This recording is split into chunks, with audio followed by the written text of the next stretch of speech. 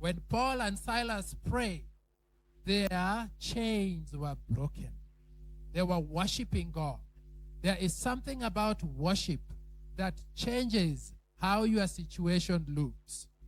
Today I want to speak about the dominant spirit of limitation. Dominant is when you find yourself in a situation where things do not work, where things completely are not working. And I want us to go to the book of Jonah 1. We're going to start from 5. And this is a season, it's a season where things are not moving. It's a season where life is stuck. It's a season where you are trying things, your money is not moving, your opportunity is not changing, and people around you are suffering. You know, you find yourself in a situation where everything in your life is not moving, and the people around you are suffering. And this is the situation that happened with Jonah. And it says that in Jonah 1 verses 5, it says that Jonah had gone for fearing their lives. The desperate sailors, this is a time when Jonah had run away from God. So God spoke to Jonah and told Jonah, you need to go to Nineveh. But Jonah decided to go to Tarshish. So Jonah got into the boat, and Jonah took a tour going to Tarshish. And people fearing for their lives, they were desperate sailors. The sailors were shouting to their gods for help. And they threw cargo overboard. They were throwing, I need you to understand this thing. The sailors, they were throwing everything that they had worked for. They were throwing it overboard. Every single thing they earned. The storm was so heavy. It's like your situation. Your storm is so heavy, and you are throwing everything into it. You are throwing your money, you are throwing your time, you are throwing everything, but the storm is not stopping. This is the situation that was happening to the sailors. And the sailors, they were shouting to their gods. They were praying for help to lighten the ship. But all this time, the man who came with the problem, the man who ran from God, the man who the spirits were chasing, all this time, Jonah was sleeping. Do you understand what was happening? The storm was raging. Your problems are firing on you. The ship was breaking. Everything was falling apart. Men were throwing everything they earned out of the ship. But the source of the problem, Jonah, was sleeping. There are situations that you are sitting with, that you are struggling with in your life. But your Jonah is just sleeping. You are doing everything you can to change your situation. The sailors were working. The sailors were praying. The sailors were sacrificing. They were throwing everything they had. And yet, the one source of their problem, the Jonah who had caused all the problem, he was not moving. The Jonah was sleeping. There are situations that you sit with in your life. There are people around you in your life. Whatever you try to change, it doesn't move. Whatever you try to do, it doesn't grow, because the problem is not you. The problem is not your effort. The problem is not where you come from. The problem is your association. The people around you. Jonah was sleeping when everyone was losing everything. Many times, the problem you sit with is that dormant spirit. It's that dormant gift. It is something that God had planted in you. You know it, but you are not doing anything about it. There are people that they are called to sing,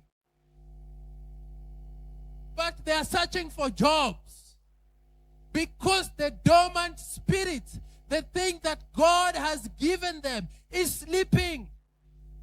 Whatever you try to do, you cannot win. Whatever you try to change, you cannot change, because the thing that God has called you for is sleeping right inside of you. There are relationships where you are sitting with your partner, where you are married to someone, but your things are not working because you have not woken up the Jonah. Listen, what you refuse to confront today, what you refuse to attack today, is going to be your problem tomorrow. Many of these problems we sit with, they are not problems that they are new. They are problems that we know. They are problems that we understand. But we fail to wake them up. You know, there comes a time in your life as a father, as a parent, that you find your things are not working just because there is one child of yours that you don't know where they are. That dormant spirit, that dormant situation has held your life back, that you cannot move forward. That is what was happening to the people in the ship. The problem they had was the dormant spirit of Jonah. Whatever they did, they could not change it because Jonah was sleeping. He did not even know what was happening.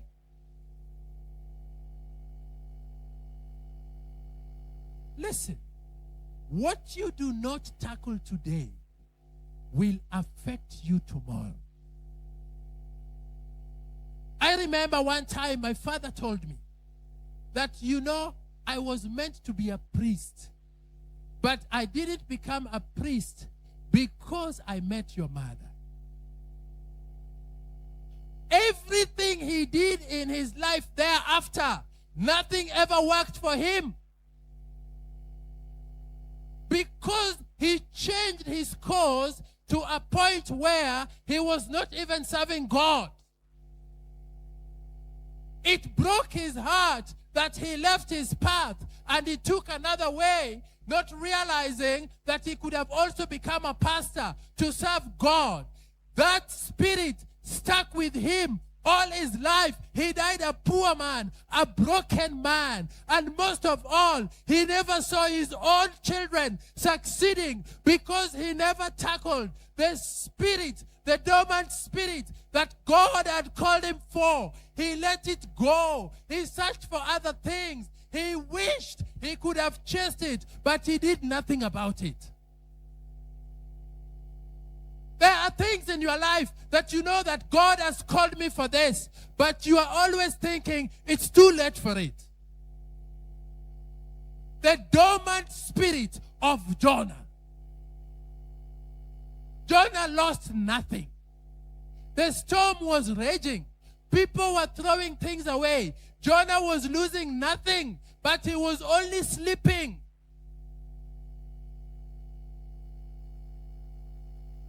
Jonah 1 verse 6 says, so the captain came to him. Verse 6. It says,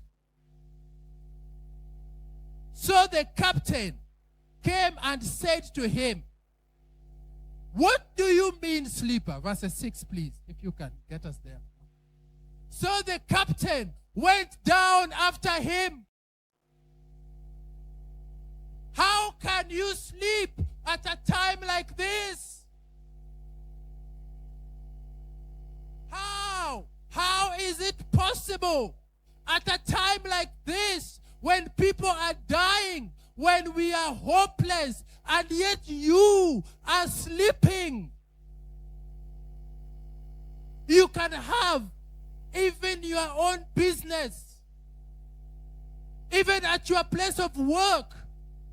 Just one person to say thank you very much can change the situation of your life.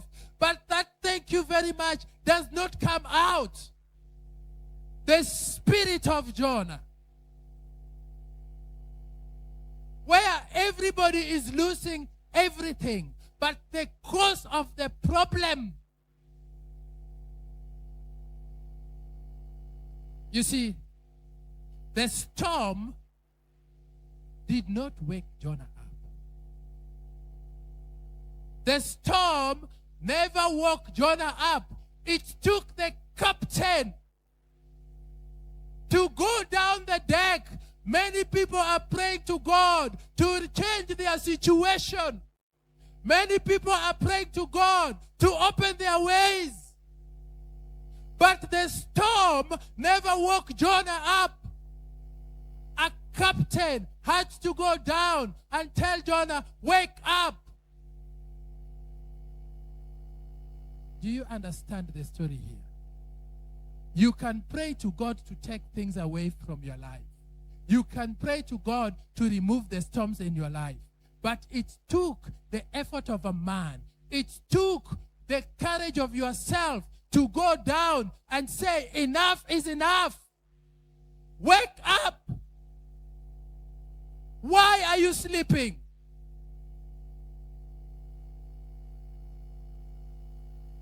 Many people are praying up to God to wake up. The question is not always, why is there a storm in my life? The question is not, why am I poor? The question is not, why am I broke? The question is not, why are my things not working? The question is, what is sleeping in you? What is sleeping in your path? What is sleeping in you? Church, you've got to understand, these are not new things. Many times, things in your life that are not working, you know the source.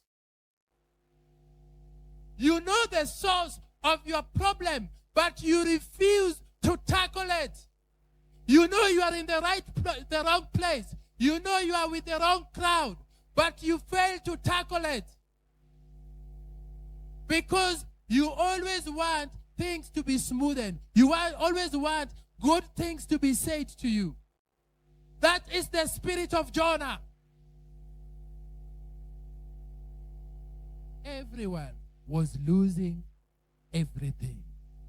But Jonah was sleeping, going to a place that God never told him to go to.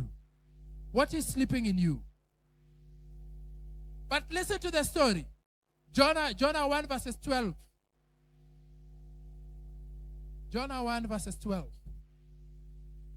Throw me in the sea, Jonah said. Jonah faced what he was hiding from. He said, throw me into the sea, Jonah said, and it will become calm again. When you start dealing with the main source of your problem, when you start taking responsibility, then the storm started calming down. He said, throw me into the sea and it will become calm again. Jonah knew the source of the issue. It was him. Get rid of me and the problems will stop. You know you've been drinking too much. You know you've been smoking weed too much. You know you have been clubbing too much. But you are not taking responsibility. That is what happened to Jonah. God used the storm to expose Jonah. God uses the storm to expose your problem. God uses the storm to open your eyes. God uses the storm to show you new opportunities. God uses the storm to show himself. God does not let you suffer. God does not let you struggle if he has got no plan to shift you. God will not let you struggle if there is no lesson to learn from it. God will not let you cry if he can't wipe your tears away. The problem is, your problem becomes your daily life. You start accepting it. And before you know, the moment when God removes it, you are too old to change your life. Everything, all the goodness of God is on every person's life. He says he has provided all things. All things. He has provided all things for godliness. He has provided all things. The problem with all things is you fail to identify where they are, because either you are comfortable with your situation or you are not facing your situation. You are cutting corners. You are looking for shortcuts. You are looking for ways out. You are feeling, it's cold today. I don't want to go to church. You are missing the word. It says, my word is a light, is a lamp to your feet and a light to your path. It takes one thing to trigger the action, the purpose of God inside of you. When somebody speaks it, you identify it, and it moves you towards what God is telling you. Preaching is not about the pastor is good. Preaching is God speaking through him a word that is meant to move you.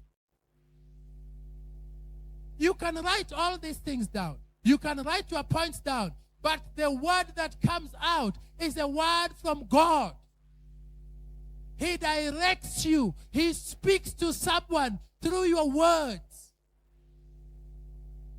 But the limitation why you find yourself getting old, running out of time, and wasting all your moments is because you are not facing reality. Jonah said, throw me into the sea. Jonah said, and it will become calm again. For I know that this terrible storm is my fault.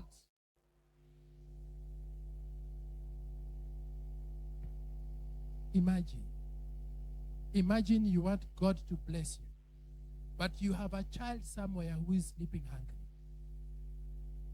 And yet you have money. And yet you have resources. And then you are waiting for God to bless you. You've got to understand that the storms never come when you are able to come up. The storms come in the valley. They come in your lowest part of life. They come at your oldest moment. They come when you are weak.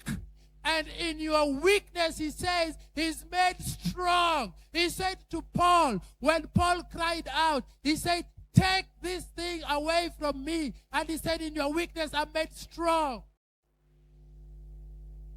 There are certain things that God does not remove. He lets you overcome. He lets you endure them so that he can show and reveal himself. Not every problem goes away. There are problems that you need to work with all your life. You walk through them and you see God. You wake up and you say, God must be present with me. It's not every problem God removed. He said 3 times. Paul had something stabbing his back. And he said, take it away from me. But Jesus said no. Because in your weakness I'm made strong. Not every problem must be removed. There are some problems you will live with the whole of your life. But there is a word that will fall upon you, that will move you to tomorrow. It is not a word from the pastor. It is not a word from your neighbor. It's a word from God. That is why I keep telling you, even if you go to a church that people are saying the pastor is evil. If God sends a word, the word is from you. God has used donkeys to speak. God has used donkeys. There is nothing that God can't use to send a word to you. Wherever you find yourself, sit down and listen. It is not all the commotion. It's not all the healing. It's not all the drama that is for you. It's one single word that will fall upon your feet and will wake you up, will raise that spirit that is dead inside of you. The spirit of Jonah. It's the worst spirit. The storm was the beginning of Jonah. You see, when Jonah took responsibility, when Jonah acknowledged what was meant to kill him is what God was using to transport him. When everybody thought that Jonah is dead, the same fish was transporting him to Nineveh. God uses all situations. If plan 1 doesn't work, God has plan 2, plan 3, plus 4, plus 5, plus 6, 7. Choose which choose your heart. Jonah, either you go my way or you go the other way. But God never got into his mind. God created storms to redirect his path. And what did Jonah do? He went back to God and he prayed. It doesn't mean if you are imperfect. It doesn't mean if you have done too many wrongs, God will abandon you. Jonah, in the belly of the whale, he went back to God and he prayed. And listen to this. Nineveh was so evil that Nineveh could not accept a prophet wearing a suit. Nineveh could only accept a prophet who came from the belly of the whale. There is no situation that God cannot use. There is no situation that God cannot change. There is no evil that God cannot transform. You have to go back to him and surrender to him. Jonah surrendered to God, and God used the same thing that swallowed him to transport him. What is swallowing you? What is breaking you? What is hurting you? What have you given up on? What mistakes have you made that you can no longer correct? We have made mistakes that we cannot correct. In this season, God is saying, all things work for the goodness of God. But you have to go back to him. You have to surrender. But this morning, the main question is, what spirit is dormant in you? What gifts, what abilities has God given you that you have ignored? What things, if your things are not working as a father, if you are here this morning, if you have children that you don't know where they are, this is the time to start again. Starting again does not mean you must pay everything. It starts from hello. The spirit inside of you, the spirit of success, the spirit of wealth, not of riches. Riches is having money, but wealth, when you are wealthy, you have all things. Understanding of God. You are able to move from today to tomorrow. You are happy with what God has given you. His wealth comes with no sorrow. His wealth comes with no pain. Imagine you are rich, but you are spending your money curing cancer. What is the goodness of that? Imagine you are rich and your children are on cocaine like the guys you see here. What good is that? But the wealth of God, he will give you sufficient. But it comes with true happiness. You might have a korokoro, but you are happy with it. When you walk home, your kids are running to you. Daddy, you are home. You could be taking a taxi from work to your house, but you are happier than those with 100 cars. That is the wealth of God. Riches are determined with your surrounding. You can be as rich as whatever in Johannesburg, but in America you are nothing. But the wealth of God comes with no sorrow. God's provisions comes with no sorrow. I gave you guys an example last time where they canceled our medical aid.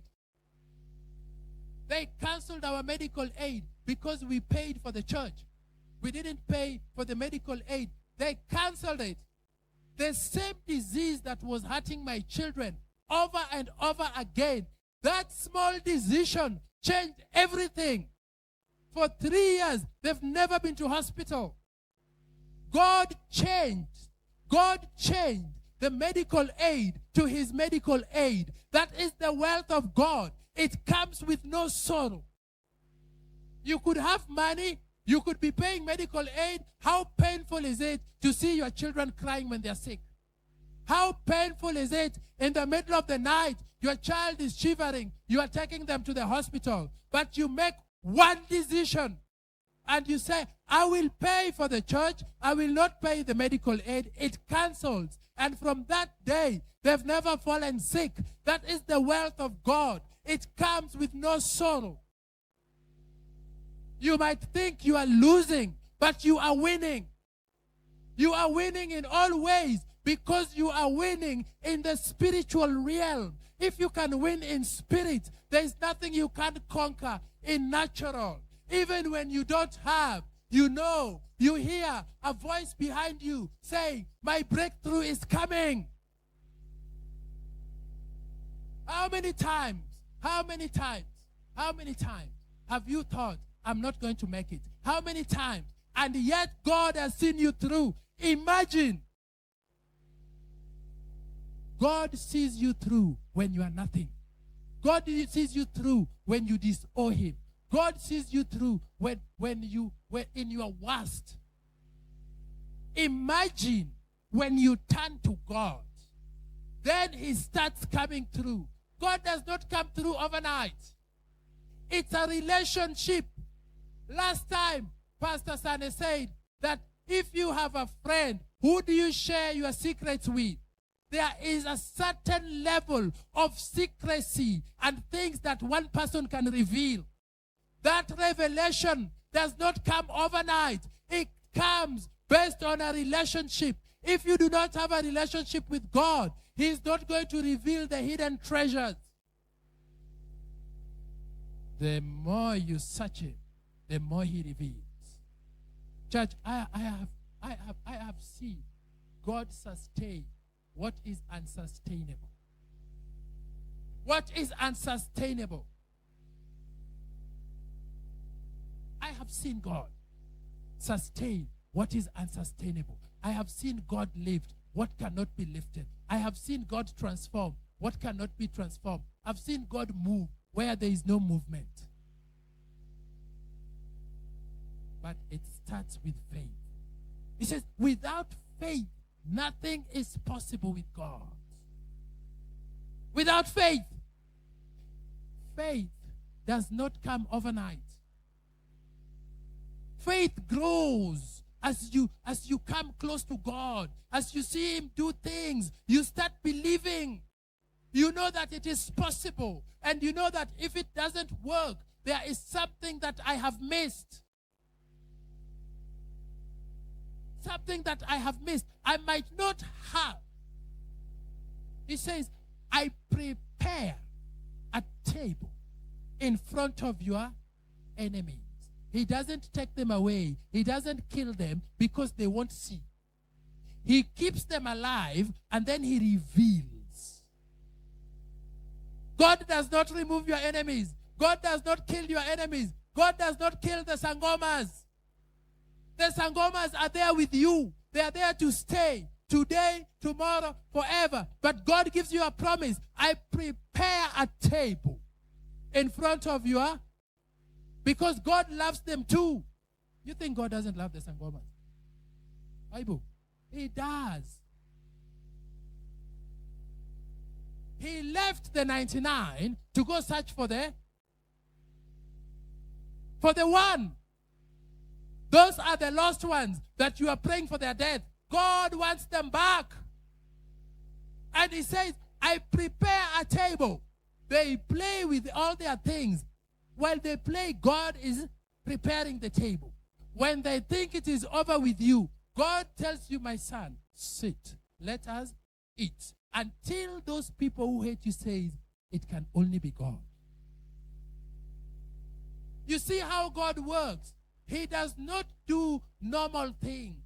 He does supernatural things. He doesn't work where you can defeat. He works where you are hopeless. But you need to wake that spirit of Jonah. You could be in a marriage that is not working. You need to wake up that spirit of Jonah. You need to say, Jonah, wake up.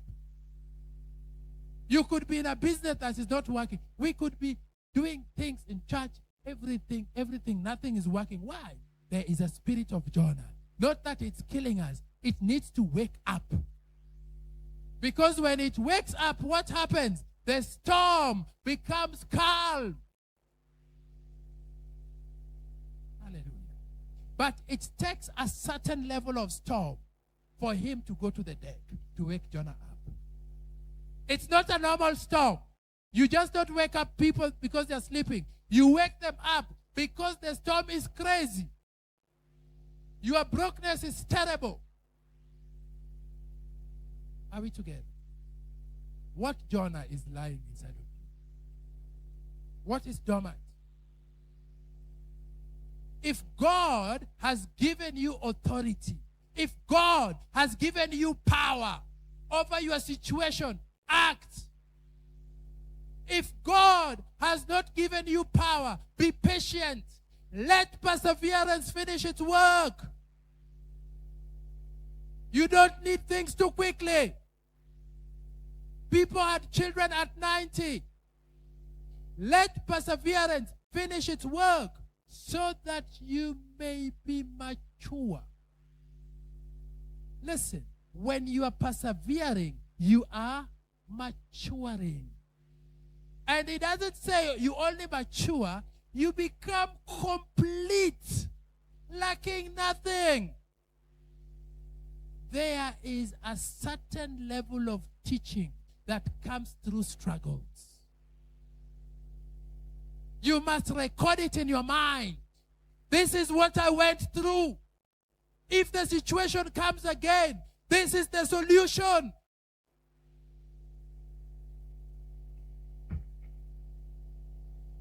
There are people, if they refuse to rise, you leave them where they are. You cannot babysit everyone. You cannot babysit everyone. If they don't want to rise up, move. If they want to believe in you, hold their hands. You can't babysit everyone. Hallelujah.